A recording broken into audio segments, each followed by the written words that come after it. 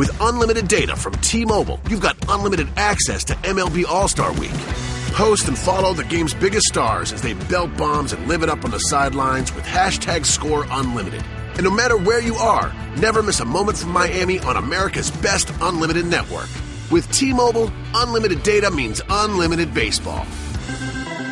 Top 3% of data users over 32 gigs per month may notice reduced speeds. Video typically streams at 480p. Major League Baseball trademarks used with permission. I like it when we get into conversations like the one that we just had with your son in here and bigger picture stuff that extends well beyond the world of sports. I mean, sports is the toy department of life, except when it isn't. Right. The games are the toy department. Yes. But the life is not. These are people and jobs and all that sort of thing. So, for example, Clayton tweets, now let me make this clear. I am not going all the way, and I'm not going half as far as D'Angelo Williams was going in his comments. But I also am not willing to go all the way on the other end. Clayton tweets, it's not a drug problem. It's a maturity and discipline problem. That's not always true, okay? Let's be 100% clear. Let's not just paint this with a broad brush and say there are not people out there who have serious problems they themselves are not able to control with drugs and alcohol addiction. That is a significant problem that goes well beyond sports. Yes. So this is not just a maturity and discipline problem. That's not fair. That's part of it, but that's not everything. No, you can't just use the broad brush there and say it's one and not the other when it's definitely somewhere in the middle. Now, the other side, and I someone whose handle was crossed out here, so obviously it was naughty, tweeted at us, when I leave a job, I'm forgotten. That's the real world. Millionaires don't need coddling, too. Now, so the envy relative to the amount of money that professional athletes make always enters into this discussion. But forgetting that for a minute, I would say that I do understand why it would be the responsibility or the obligation of the NFL Players Association to prepare players for life after football. See, that's what why is it the NFL's responsibility? I don't know, and both have programs, and from especially the NFLPA, I get pamphlets from them all the time of things that are available to me. And by the way, what kinds of things? Give me just a rough example. From the physical side of it, if you have physical issues, if you have mental issues, there are all kinds of things now. The problem at times, and there's a lot of entities, there's the NFL, there's the NFLPA, there's the NFL alumni, there's different entities, and there can be a lot of red tape.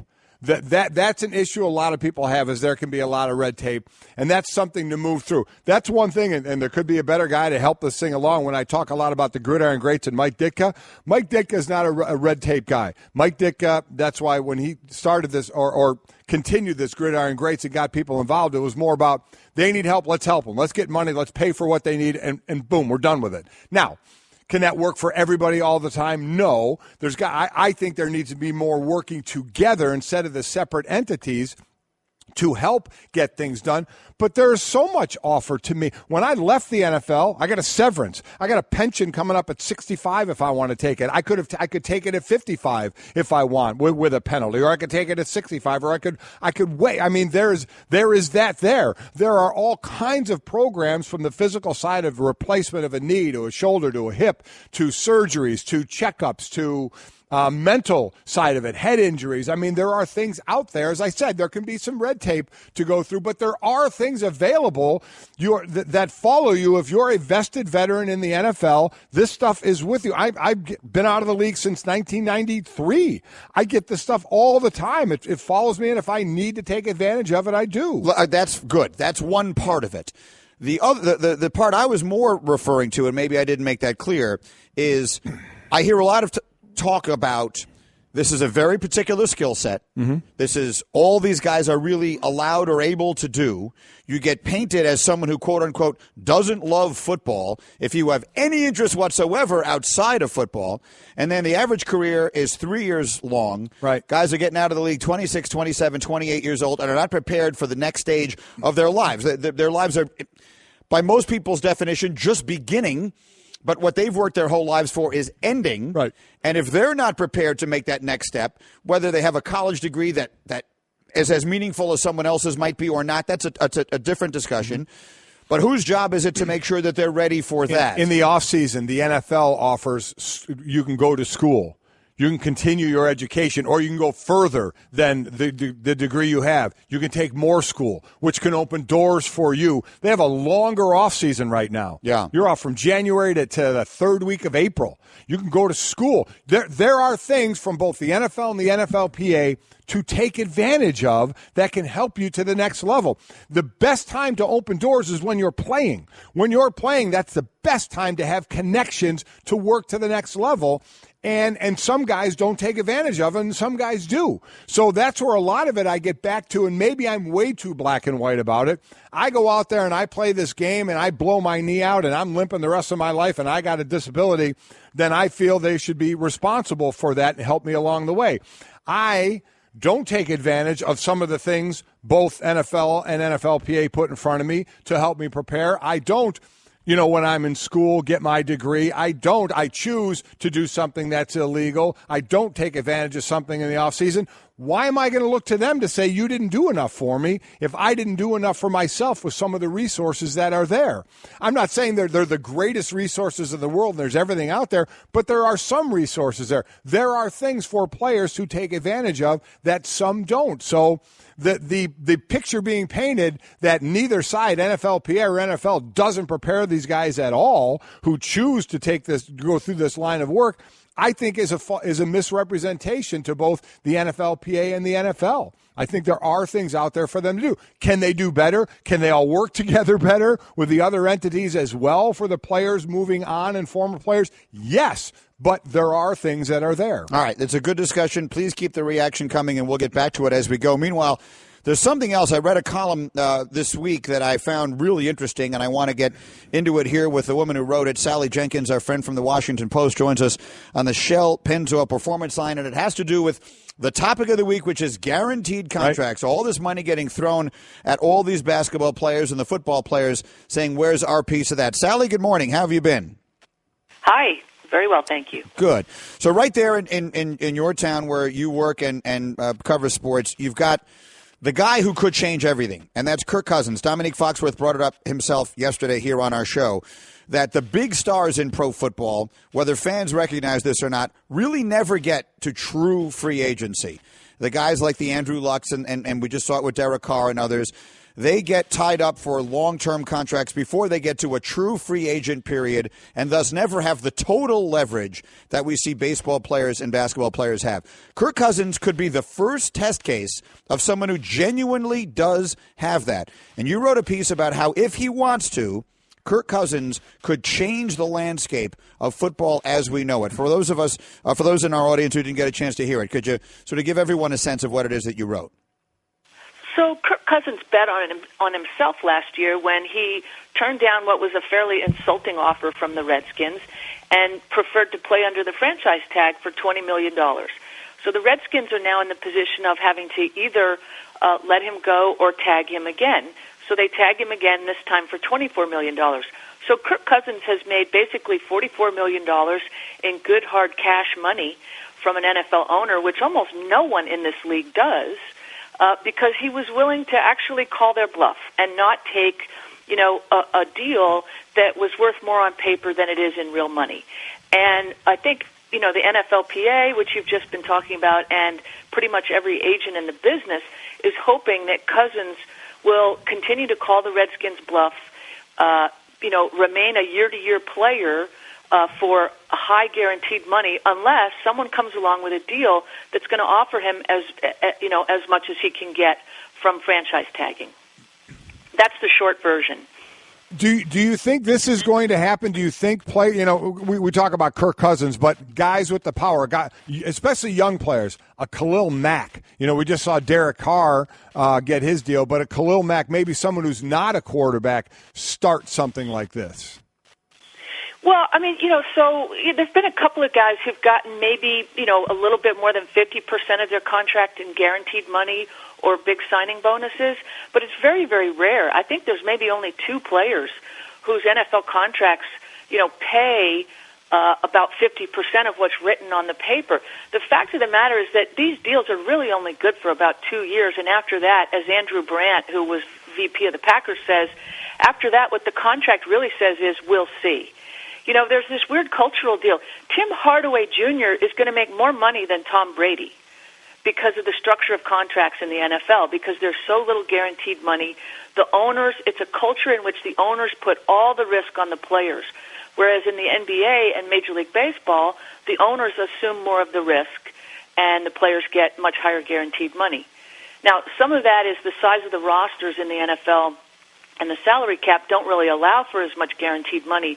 But still, there would certainly seem to be enough room for the owners, if the players are willing to force their hand, for the owners to pony up more guaranteed money than they're currently doing in the NFL. So force their hand obviously becomes the operative word. And we heard Dominique Foxworth, we had him yesterday, saying, and I'll paraphrase, the NFL players better be ready to come to the table and better be ready to fight fire with fire, which is to say, they have to be willing to go away for a while. They have to actually be willing to lose games to where they're actually making a significant dent in the owners' pocketbooks, which are much deeper and all of the rest, as we know. We saw them cave last time. We've seen them cave repeatedly, and the average NFL career is only 3 years, so players are going to look out for themselves in this minute and not the long term, the way we've seen them do so successfully in baseball. Do you think we will see the football players come with a different attitude when this thing comes up again in 21? If they do, it's going to take a hell of an organizing effort on the part of D. Smith, or whoever the NFLPA president is at the next, or director at the next collective bargaining, because you've got 1,400 guys with hugely different interests and different, pay grades and skill sets, and they actually are not a very cohesive bargaining unit. So organizing those guys, let's face it, most of the players who will be involved in the next collective bargaining will not have been around for the last collective bargaining. The membership turnover, for one thing, with the NFL Players Union is a huge problem. There's no institutional memory. So, D. Smith is in the position of asking guys to go on strike for future players. Go on strike to win benefits that they may not even be around to collect. Well, yeah. That's the difficulty. That's the reality for the NFL union. They're a very weak union in that regard. They have some inherent flaws. And they're negotiating against the NFL Management Council, which has a very, very small, cohesive group with exactly one goal: control costs. Mike and Mike presented by Progressive Insurance. Sally is with us on the Shell Pennzoil Performance line, taking synthetic motor oil performance to a whole new level. Make the switch to Pennzoil Synthetics today. I happen to have sitting to my left someone who went on strike. Mike, you were a player in 1987. The league went on strike. You were one of the most pro-union guys, up to and including there was a picture of you in USA Today. Oh, yeah, throwing rocks at a bus of the other replacement players. So what was it? Do you believe that NFL players will fight for things that may actually only benefit future NFL players, and much more so that it'll benefit themselves? I, with all my heart, would love to believe it would happen, but Sally is 100% right. It's 100% right. The next bargaining is 2021. The turnover in that league, guys are basically, I'm going to get mine right now. You know what? And I can't blame them for a lot of that because the career is so short. So it's tough to say, hey, sacrifice what you can get now for what you can get a little bit of later, but you're going to help the next guy. That's not going to compute. And there's too many players. Sally's right. I've been in these meetings at the facilities where you get all the players meeting with the rep for your team, and a lot of it the players don't listen to. They just say, whatever the rep says, I'm good with that. So they're not it's a larger group of all the pro sports. It's the largest group of players. And it's very difficult to get them all listening and all on the same page. I wish it could happen more. And then you're fighting the fact that you don't have as deep of pockets as the owners. And we found that out when we struck. There were 4 replacement games. We started having, as soon as the first star crossed the picket line, we were done. We were the guys making the most money in our league crossed the picket line. It's over. It's over. So not only do you need them to be in it, but everybody needs to be in it at all times. And unfortunately, I just think it's going to be very, very difficult for them to do. Mike and Mike, so Sally. Let me jump back Sally.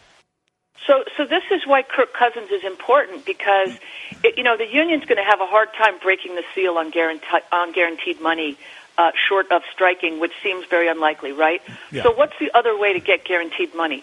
To have guys raise the ceiling in individual negotiations, which is what Kirk Cousins and his agent Mike McCartney are doing right now. And so if Kirk Cousins has the stomach to leave $50 million on the table because he genuinely believes he's entitled to $10 million more a year in a free market, in an open market, if he's only willing to test it, that's a very interesting decision that could really impact the pay scale for everybody. If Kirk Cousins can command more guaranteed money in this negotiation, so can everybody else. The obvious statement there, though, is the difficulty for that is if you have no guarantee and no certainty going beyond this, every football player, including the quarterback, is one hit away from that just being it, from this being the last year and you have no more than that. Looking forward to it. Sally, quickly, on the issue of the NFL, we've been having a conversation here the last day or two about some comments that D'Angelo Williams made regarding the league's stance on marijuana usage. And it turned into a whole thing about personal responsibility and what is the league's obligation to players if they're having problems and all the rest of that. Big picture, what is your take on the league's stance on marijuana? Do you think that it will change at some point in the near future and all of that if you've been hearing the conversation that's gone on here the last 2 days? So my personal take is it's almost criminal negligence on the part of the league office when this league is mired in the middle of an opioid crisis. When this league is mired in the middle of a brain damage, a dementia, a neurological crisis, there's a huge body of clinical evidence. The NIH has whole papers showing that marijuana and THC are neuroprotectors and can actually halt brain damage. The lack of homework on this issue by the league, the lack of, it's all PR. It's never about what's really best for the players. It's always about what's best for Roger Goodell's image. Mike, what do you think about that? Well, I think we're at a point now where a lot of times the NFL could take the lead because they're the most popular sport out there. And I think they unfairly get bashed at times. Yes, do I think players get unfairly bashed? I think just because of the stature both sides are in, sometimes that happens. Do I think this is a situation that needs to be looked at carefully? And I wish the NFL would take the reins on this thing and say not only forgetting the fact of what he attempted, because this again is a separate conversation of what we're having about the marijuana policy and all that. Forgetting the fact whether it would be legal or not, but actually using it for good. We're not just talking about not testing for it anymore or not caring about testing for it. We're actually talking about using it for good, using it for pain instead of the addictive opioids that are out there right now. So this is a whole separate conversation that you would like to say, the NFL, you're the most popular sport out there. Grab the reins on this one and say, you know what? Damn it, let's do this research. Let's find out if we can do this and find out that this will help players more than opioids that they're taking right now. But unfortunately, at this point, that's not the case. Sally, final word. Well, I just, again, homework. Why is the league always behind on these issues instead of in front? They've got $14 billion in revenue. They're the biggest revenue driver in pro sports. They have the wherewithal. They're a New York City-based a mega corporation. They have the wherewithal to be out front, and why are they always a step behind? Sally Jenkins, Washington Post, again, the column this week, very interesting about whether Kirk Cousins has the ability and has the desire to change contracts in the NFL as we know them. Sally, it's a pleasure, as always. Enjoy the summer. We'll talk to you again. Thanks, guys. Thanks, Sally. That's Sally Jenkins. It is that is one that I'm fascinated by, and I need to do a little more looking into it. My stance has always been, and as of this moment it hasn't changed, the league should just stop testing for it. I don't see any obvious benefit to them testing for it. If they're worried about whatever the optics are of legalizing it, and that isn't the actual term, then just stop testing for it and get on with your day. Again, it's two separate things to me, and that's the minor one. That's the minor one, whether we're testing for it or not, whether someone should get busted for that, should they get suspended. Can it help? If I can take some, and I don't understand a lot. As I said, again, when I was at the Gridiron Greats thing, and Kyle Turley was explaining this, and I've heard others, doctors were there explaining. Give us the best summary of what Kyle Turley said that you can. Basically, how you can use, marijuana in some form of it, right, to help with pain. And I don't just mean just sitting there smoking every single day, but variations of using it for pain instead of opioids. I've said this other times, if I were to ask a doctor, I'm going to smoke one cigarette a day, take one drink of whiskey a day, take one Vicodin a day, or smoke one joint a day, list me worst to first. of what's worst for me and what is going to affect me the least. And I think we may know the answer of what would affect you the least. So if it can be used, not only used, but think about what it's replacing. Now you're replacing the opioids. But see, here's the other side of it. You're also running a big corporation, and take any corporation out there. You have to think of backlash, right? You have to. You can't just say we're the biggest and the best, so we're going to do whatever we want. Everything else be damned, because it might affect your bottom line then. And businesses are allowed to think of their bottom line.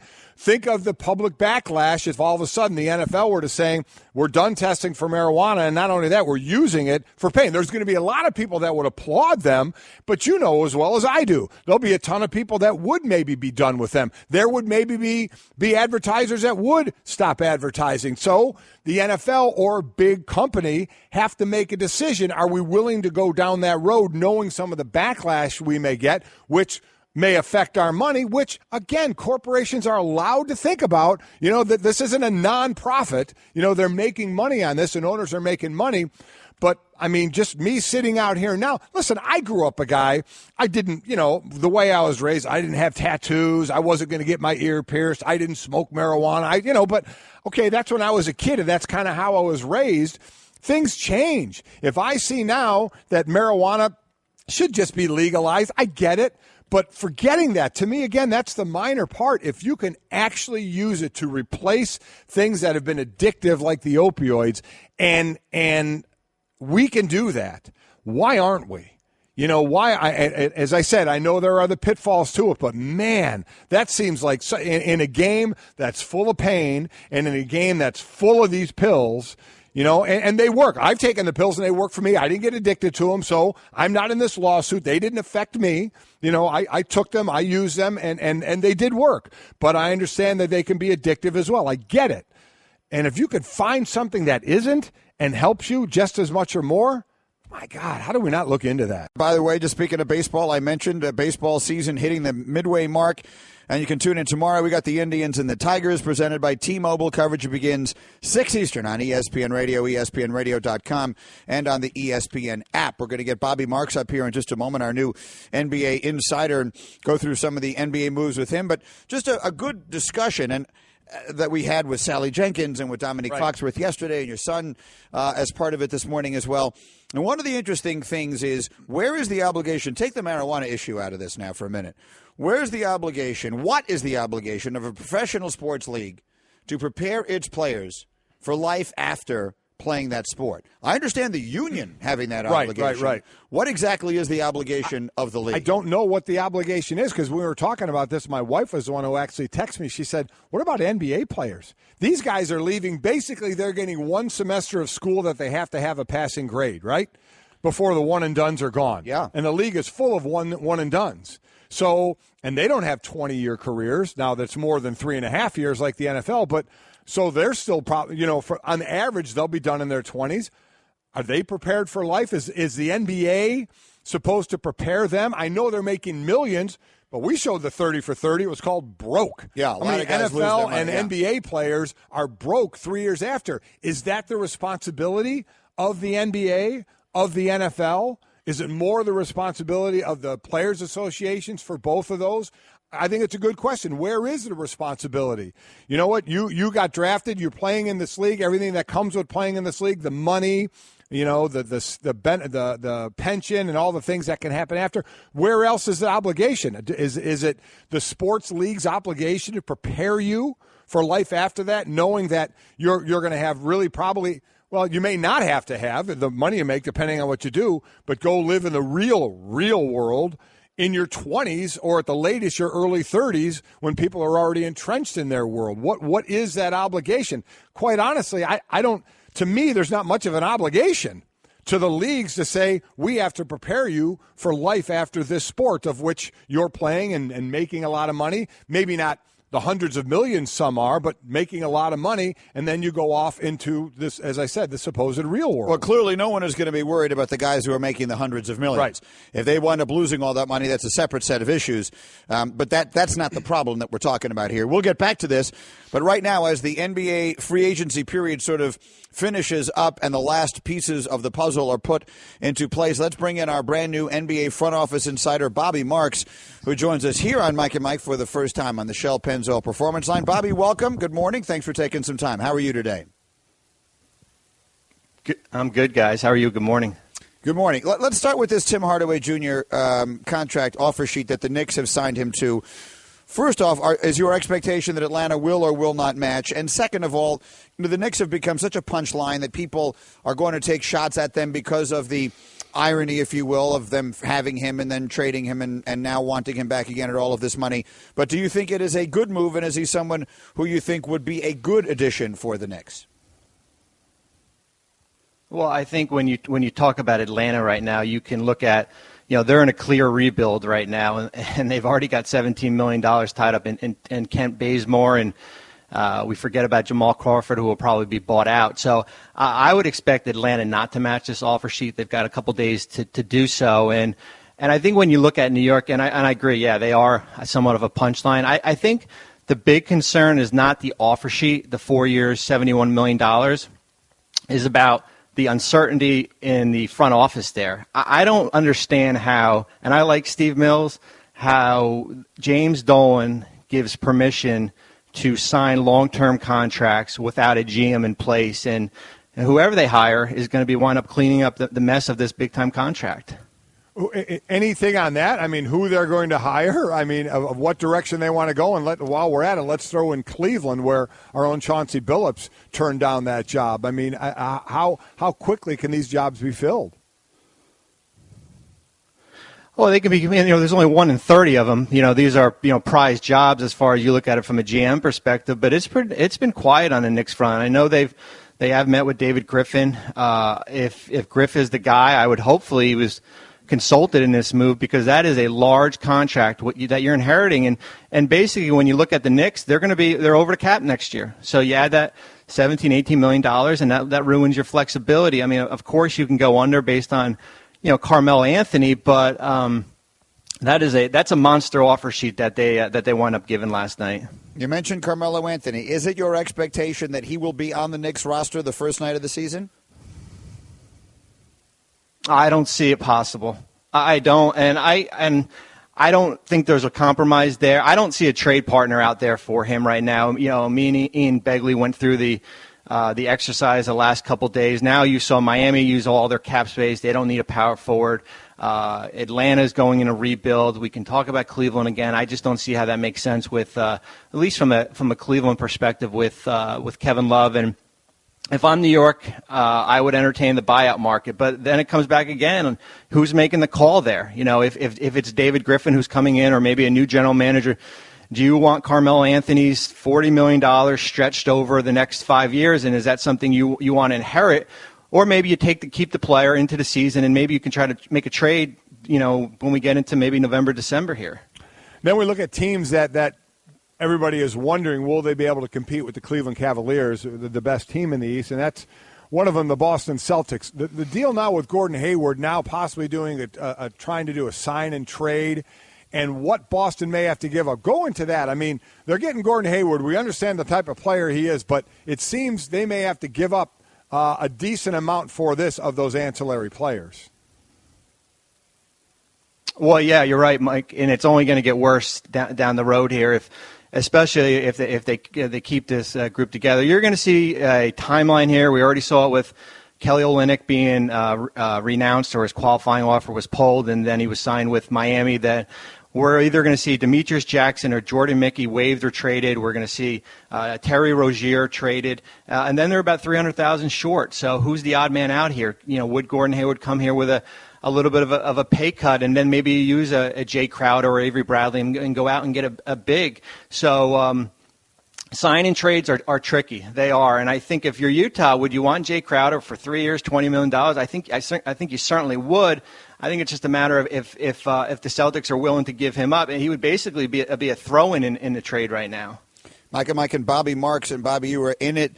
With the Nets organization for 20 years, you've been around this a really long time. It feels to me like right now there are teams around the league that have just given up for the short term, with the knowledge that there's nothing we can do that is going to change the reality that Golden State is the best team in the sport. So everyone is literally looking to build for 2 or 3 years down the road. A, do you agree with that assessment? And if so, have you ever seen anything like that before in all your years in the league? Well, I thought I agreed with it after the season when, Golden State went through the NBA Finals in 5 games, and I thought we were going to see maybe half the league probably retreat and look towards the future here. We always had the wild card with Houston, and we didn't know what the Clippers were going to do. But guys, the last 4 or 5 days, and as far as how much money has been spent, I can't believe. Last night, that 3-hour window when I thought the train was finally on the tracks, it went off the tracks here. And but you see teams, hey, we're going to look at 10, 11 teams next year. We're going to be in a luxury tax. We've got 8 teams right now who are in a tax. We're spending big-time money here. So are there teams like maybe Brooklyn and the Lakers, Indiana, maybe even Philadelphia next year who could have cap space? Certainly, but there's a lot of teams who will go into next season and who are right now have spent a boatload of money in free agency, who are probably somewhere stuck in the middle, and that was my always big question. What's the cost of being good here? Is it getting into a first round and spending $125 million? It's Bobby Marks, again, brand new front office insider with us at ESPN. We'll be hearing lots from him through the summer and certainly as the season gets underway. Good to have you, Bobby. Thanks so much for the time. Thanks, guys. It's Bobby Marks with us here again. 20 years in the front office. I think the last thing he said there, what's the cost of being good? Being 6th, 7th, 8th seed, as opposed to being one of the top teams, or then be one of the worst teams to try and get the picks that you may need. So you get caught in that no man's land in the middle. And a really bad thing is that teams have to spend up to a certain amount. So in order to do so, you wind up seeing money. I have zero issue with Steph Curry getting $200 million. Steph Curry is a superstar. People fill the gyms to see him. He is a difference-making, impactful player.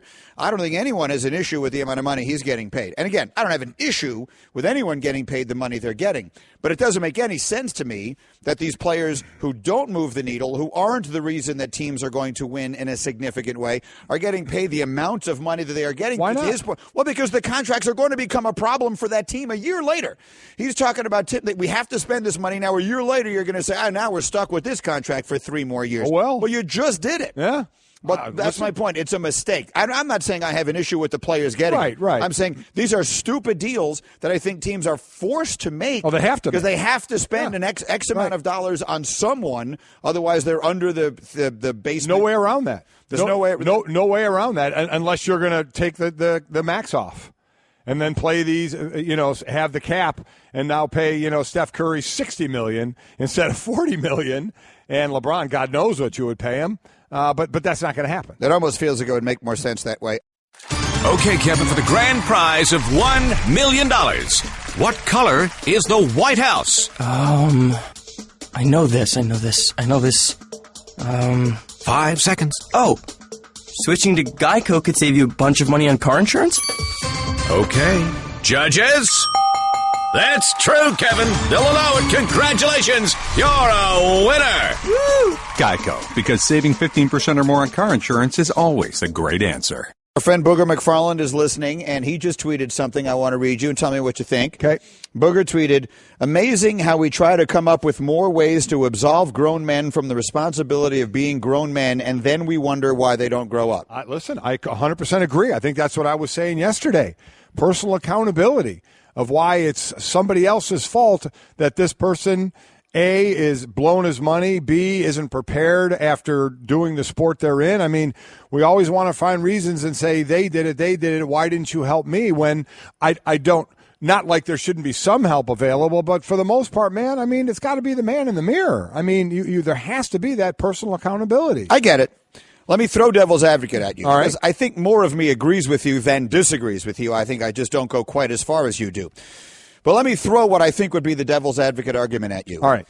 We have a system where from the moment young, and let's use primarily in this case boys, but and I don't know at what age we're talking about, 10, 11, 12, as young as that, are identified as being legitimately special, particularly in basketball or football. We are all the product of our life experience, right? Whatever it is that has happened to us in our lives is our reality. So you can say, that's not reality. Well, to that kid it is, right? That kid's reality is from the time he was 10 or 11, he has been told he's special. He's been treated as though he's special. He has had people taking care of things for him that no 10 or 11-year-old normally has. He has people offering him things that others don't, right? And all sorts of other things. So I'm just using the specifics of what Booger tweeted, which is, why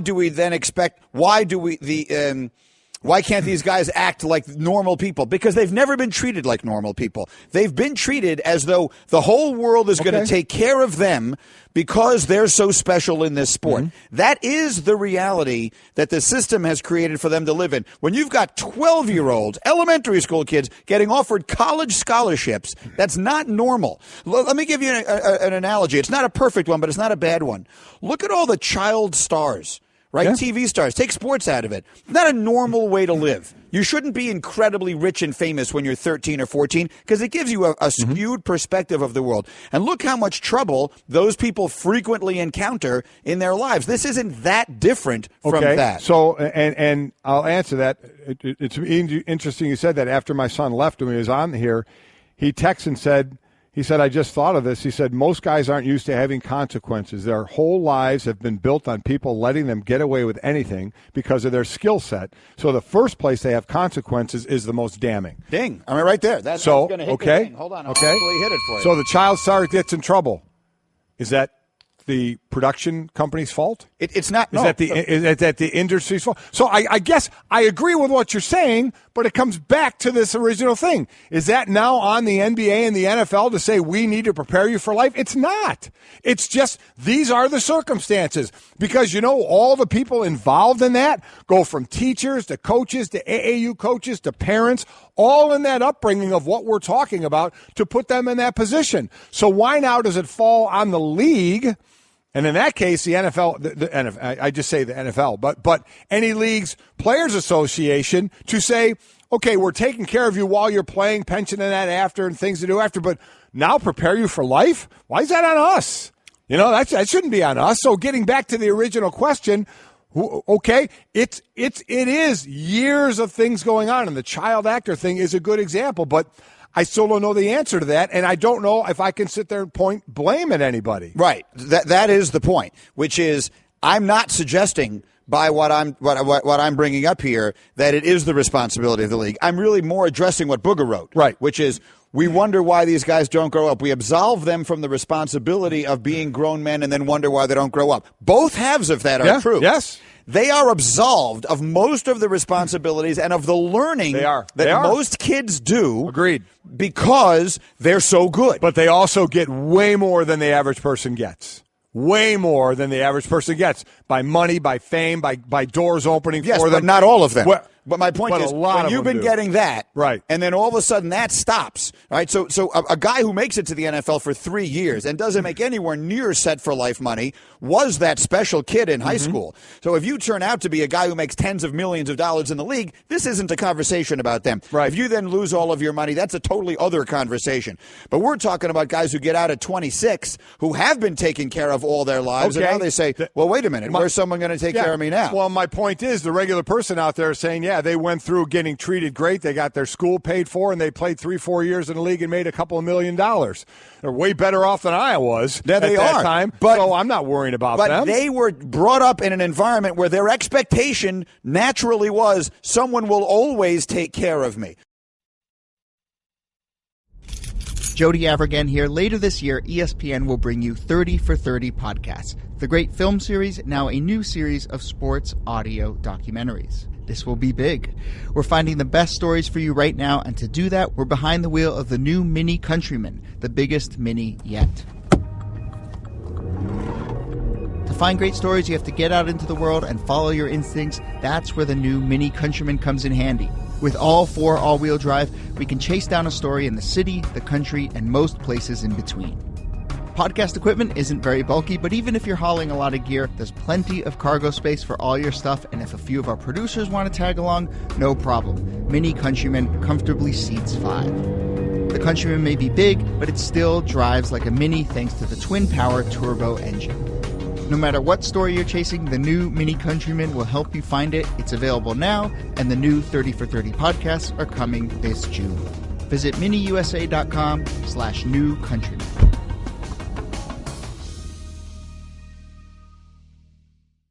Quick trivia question Hembo put together for us here. And I like it. And he hasn't given me the answers either, so we're going to do this together. Carmelo Anthony is one of 5 players in NBA history to average 20 points per game in each of his first 14 seasons. So there were 4 other players who've averaged at least 20 points a game in each of their first 14 NBA seasons. Can we name the other 4? I'll let you go first. LeBron played 14, right? Yeah, that's correct. I don't think Durant has played 14 seasons, so he's not going to have had enough. No. I'm thinking aloud. It's not a guess for crying out loud. Who's got the itchy trigger finger over there? Is that Bickler hitting those? You should be working on your sneezing over there. This is all time, not just active. Not just active. Players all time. Kobe? No, didn't. Wow. I would have thought. Yeah, you know what? He came in as a kid right out of high school. That's the remarkable thing is LeBron came in and averaged 20 points a game right out of high school. I'm going to guess that one of them is Kareem Abdul-Jabbar. How about Wilt? Will Chamberlain. No. Come on. That does surprise me a little bit. So there's 2 more. I'm trying to think of recent guys. Michael Jordan? Okay. Oh, yeah. It took us a while to get to him. Hadn't thought of him. How about that? And so we're missing 1? Okay. Not Shaq. It is Shaq. Well, you like how I threw that out there? Kind of, yeah. So if I got buzzed as wrong, I'd have said, no, I wasn't given an answer. I think we did well. I think so as well. I think that's not bad. Who's the one? Wilt. Wilt only played 14 seasons. And so in his 14th, if you had told me, if you had given me that question and said Wilt and only Wilt played 14 seasons, I still would have guessed Wilt. Wilt, yeah, wow. I am surprised the answer wasn't Chamberlain, but one way or another, good little trivia question. I liked it. All right, let's get back to the topic we were just discussing here. And here's one of the things that I don't really like. Garen tweets at us, the rest of the world doesn't work that way. My former job doesn't care if I go broke. Why should the NFL? And Garen, I agree with you in principle that it is not the NFL's job to make sure that players who are finished with their pro careers don't go broke. I will say, however, that everybody's reality is different, okay? So just to say, well, I don't have this and that, I get it.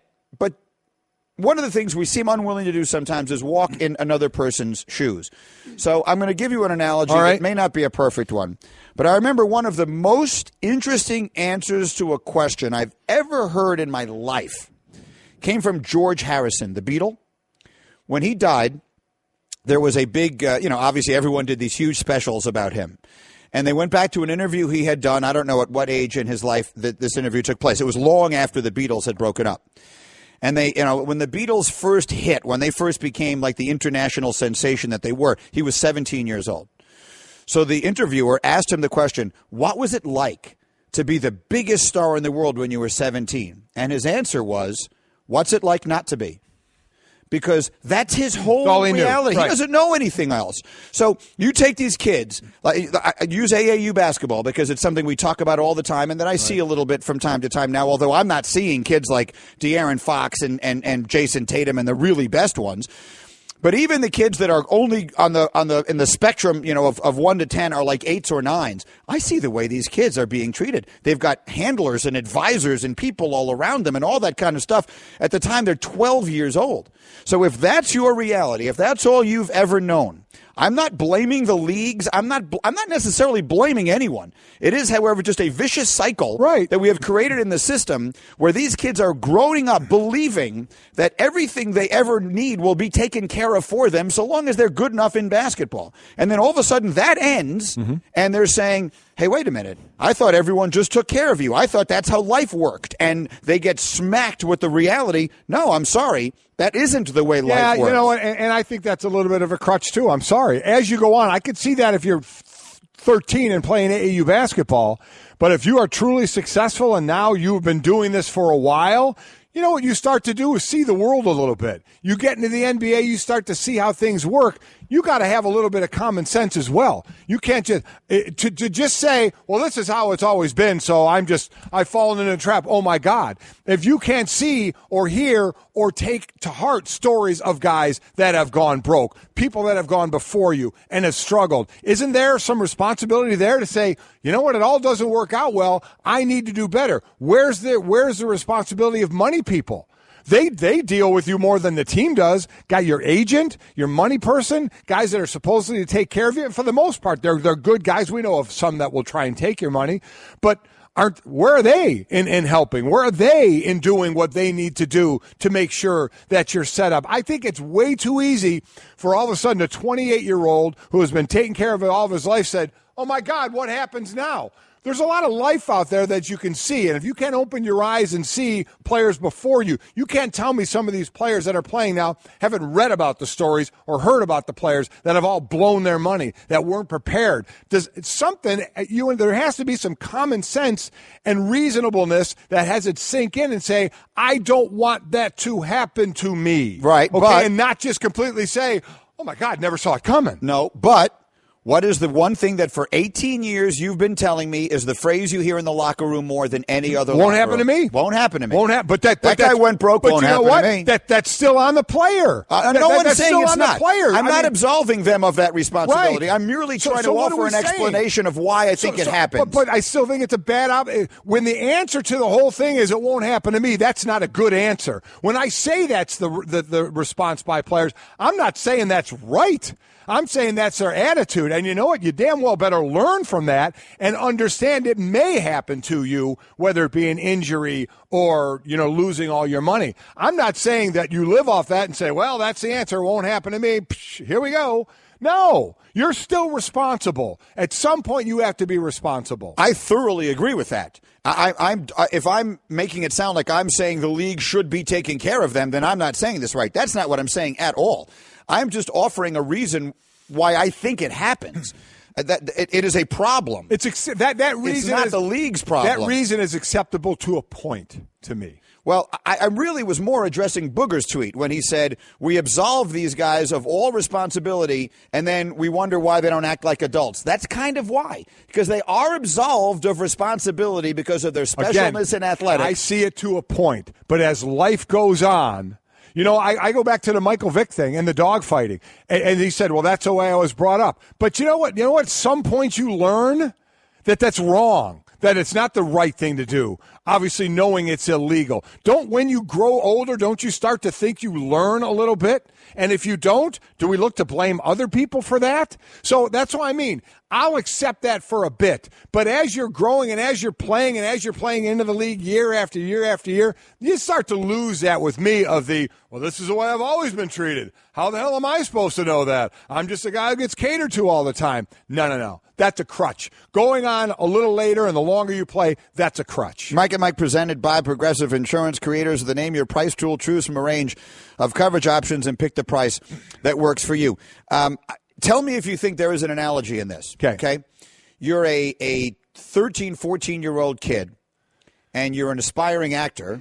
Right. Actress, whatever the case may be, and you get on a hit show and you become a superstar. I'm thinking of Miley Cyrus now. Right. Because my kids were of the age where when Hannah Montana was on TV, that was like the biggest thing in the world. Yes. We watched that show all the time, and she became genuinely one of the most famous people in the world. Yes. Right? Yes. So you're that. You're 15 and you're one of the most famous people in the world.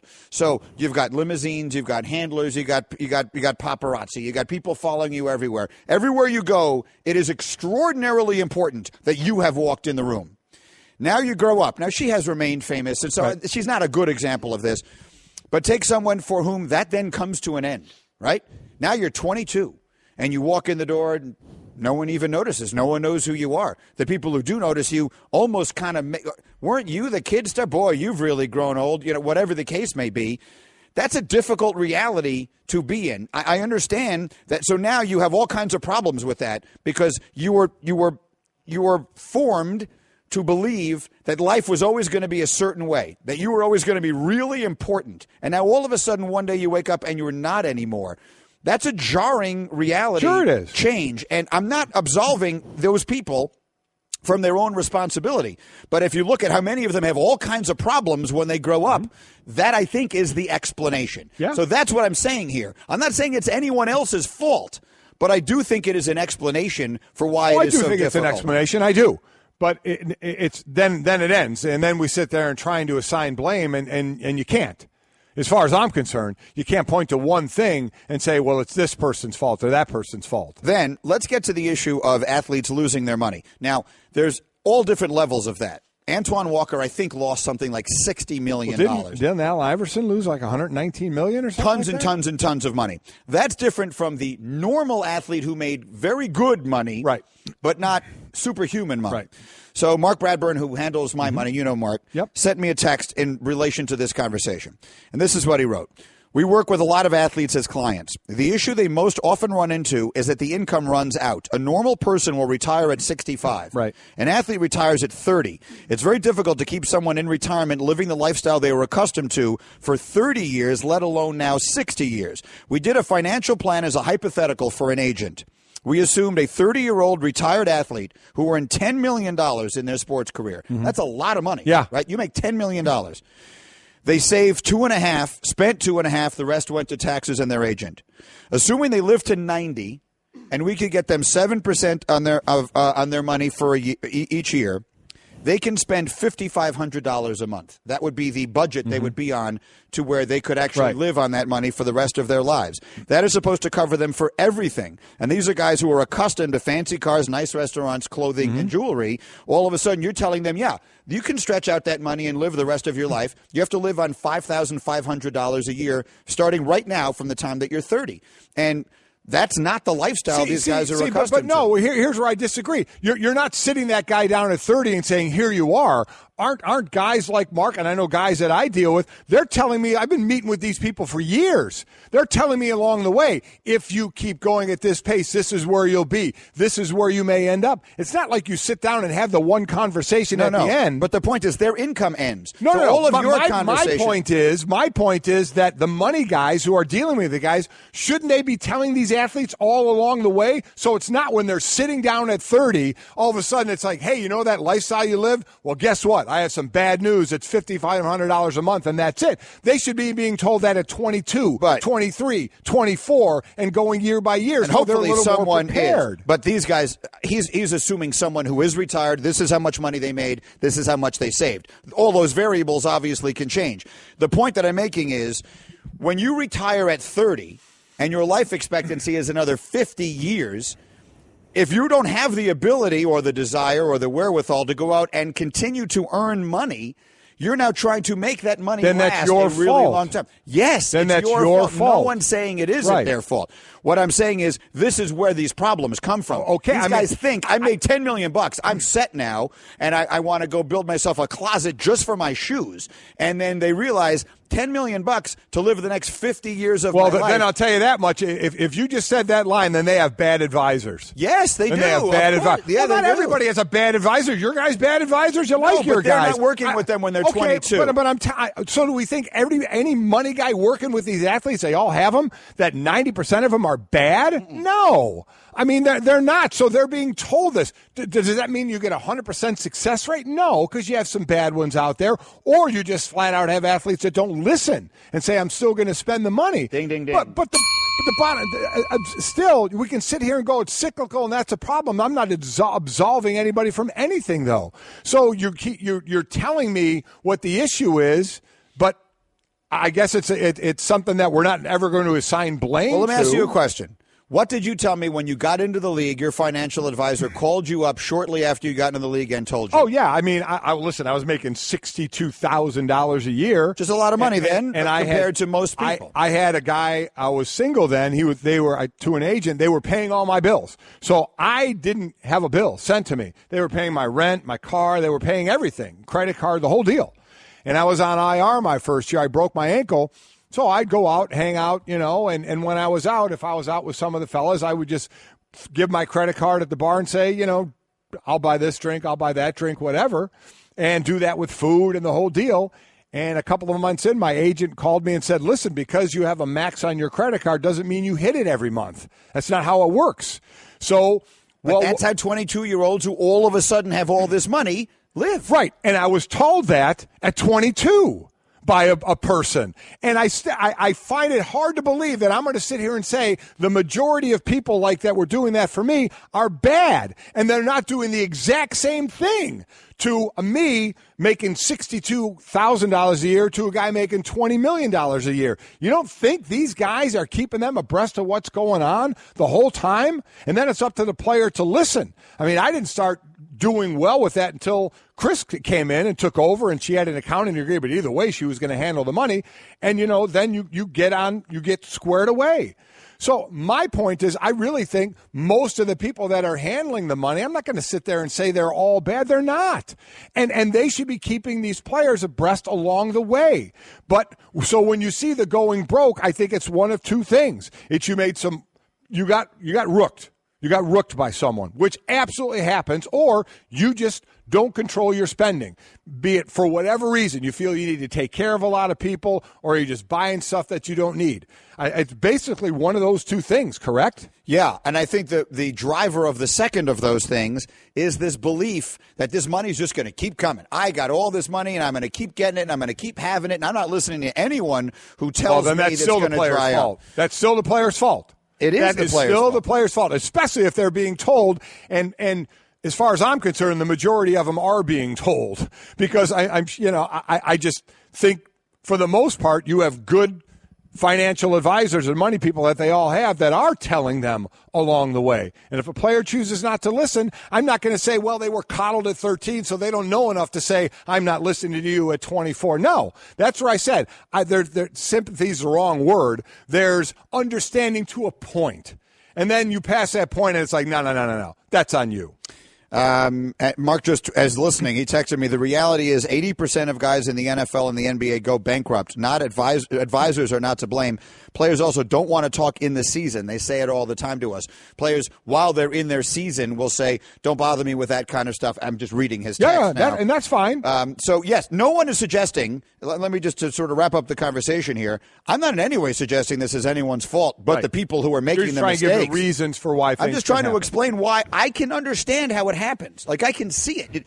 It's like if you're watching a movie, it would have a very predictable plot. You get handed everything. Yeah, you get handed everything at an incredibly young age. What was that thing you just put up here on my screen? That right now there's a ranking service where they are nationally ranking kids who are playing basketball who will be in the class of 2020. Here it is. Coast to Coast Preps has class rankings through 2027. So these are kids that are currently in third or fourth grade are being ranked. So you're a kid, you're in fourth grade. Isn't that amazing? And you got a magazine. You can show all your friends, look, I'm the number one ranked basketball player in America. It's heady stuff. Fourth graders.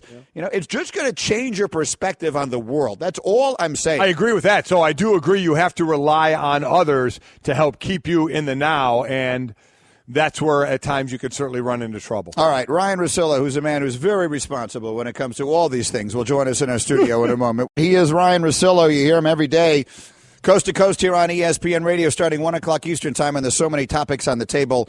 Never a bad time to chat with Ryen. How are you today? I'm good, guys. Thanks for having me. Pick it up. But before we get to some of the specific stuff that we had planned, I don't know how much, if any, of our conversation here you've heard about where the line is of personal responsibility, and then specifically today to the issue of what, if any, obligation does a professional sports league have? And we'll use the NFL because they seem to be the one we always talk about with everything. What obligation do they have to help prepare players for the reality of what their life is going to be after football, which seems to be a real problem for so many?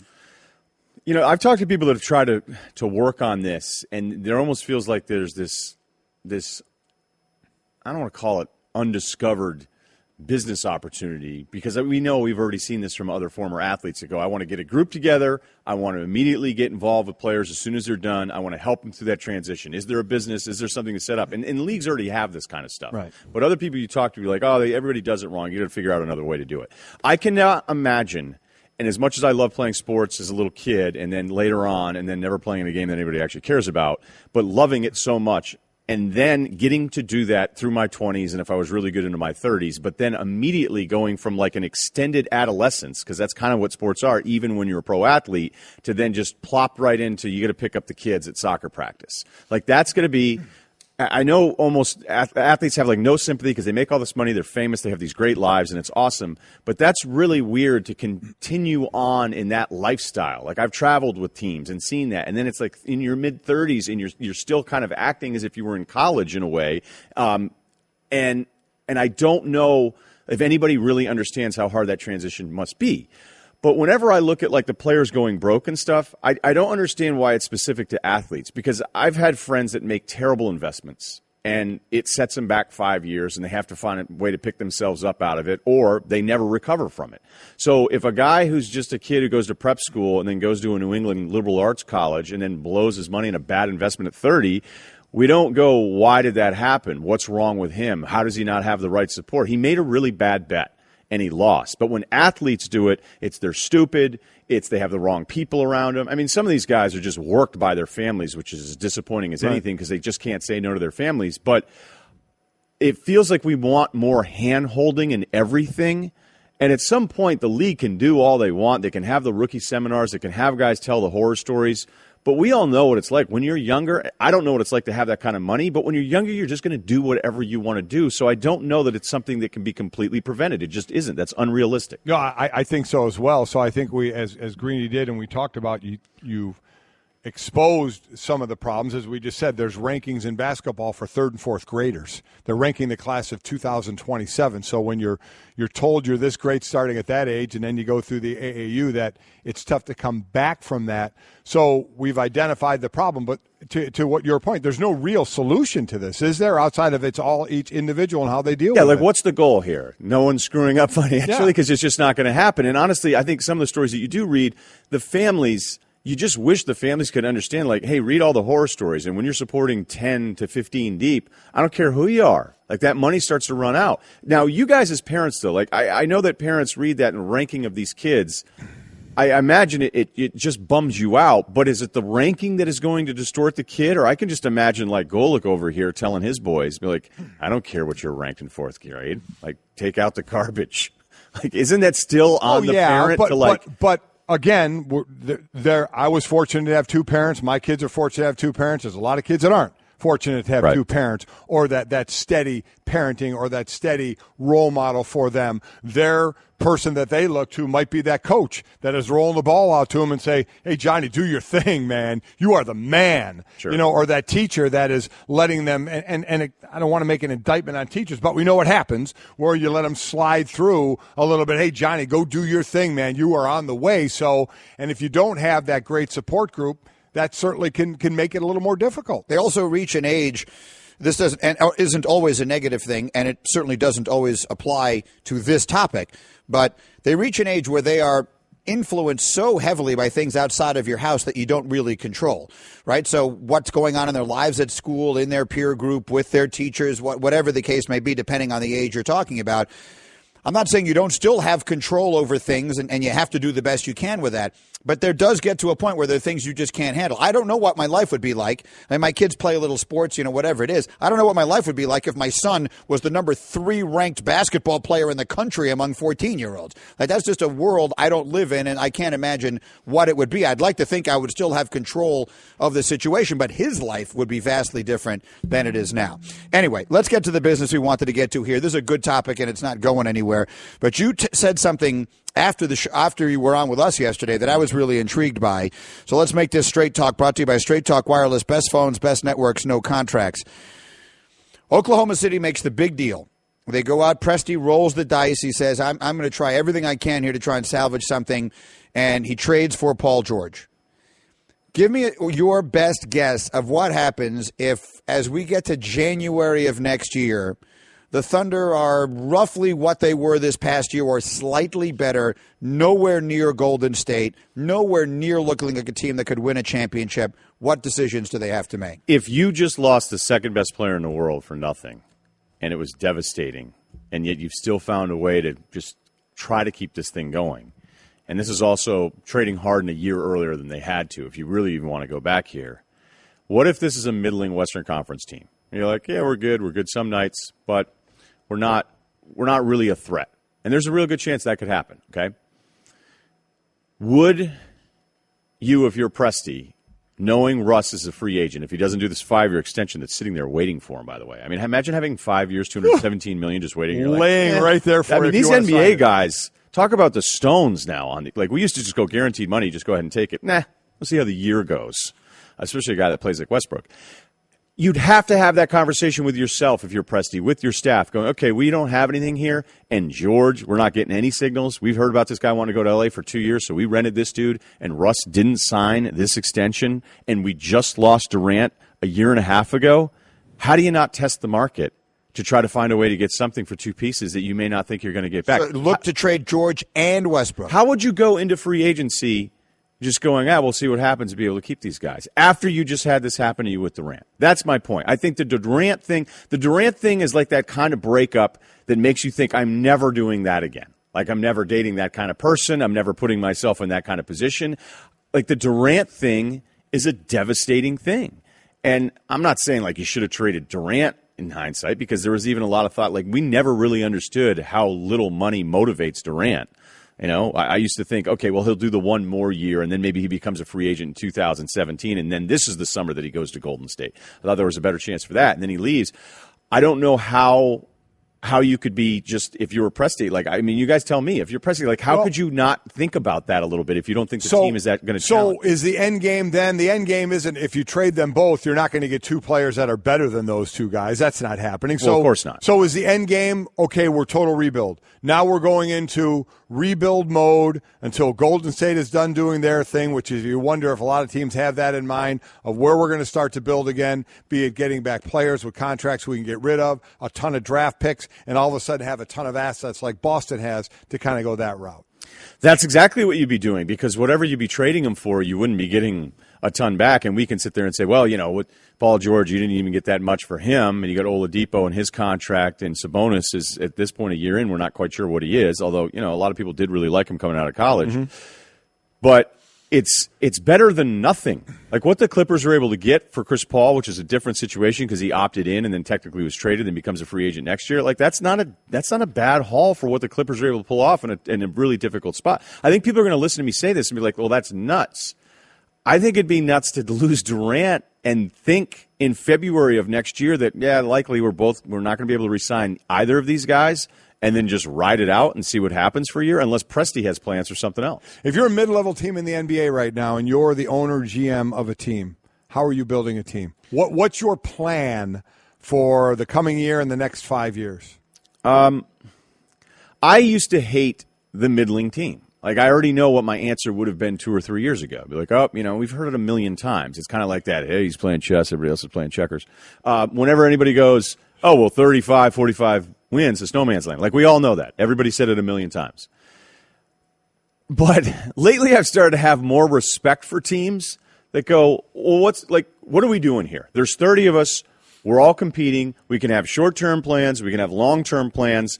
But it feels like everybody that looks at the Warriors and the Cavs in the East, it's as if you're an idiot if you're even trying right now. Like, I respect what Daryl Morey's doing with the Houston Rockets. Right now on paper, I'm not going to tell you this is going to work and it's going to be better than Golden State. But he's a lot like a fund manager or something where he's actually using those kinds of terms, saying, in this climate, meaning Golden State, we have to take on more risk. We need to be bolder. And that's what he's doing. So I respect those teams. So if I were an owner of one of those, Golic, I don't – like the easiest thing for me to say would be like, oh, just tank. Make sure you get the draft picks. Asset. Like I know all the rehearsed lines that I could give you.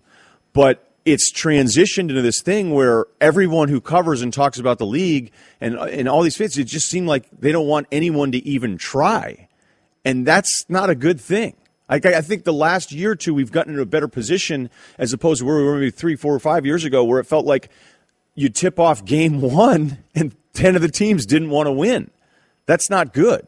So I have more respect for the teams that try to compete, even if in the short term, it doesn't make as much sense in the long term because of what you have in this Goliath with the Warriors. Daddy, where do babies come from? Honey? Mommy went to the store. Oh, well, you see, there's a mommy and a daddy, right? Right. And see, when they call Geico, they could save a bunch of money on car insurance. Oh, really? And that makes them happy? Yes, that makes them very happy. That's good. Yeah. Well, I'm glad we could have this talk, Sunshine. Geico, because saving 15% or more on car insurance is always a great answer. Mike, it's been a fun day. If you missed any of it, a reminder, you can listen to any and all 4 hours of our show on demand in the ESPN app. You can also subscribe to the Best of Mike and Mike podcast. It's all available on the Listen tab of the ESPN app. Ryen Russillo is here. Knicks signed Tim Hardaway Jr. to a $71 million offer sheet. The Hawks have 48 hours to decide if they want to match it.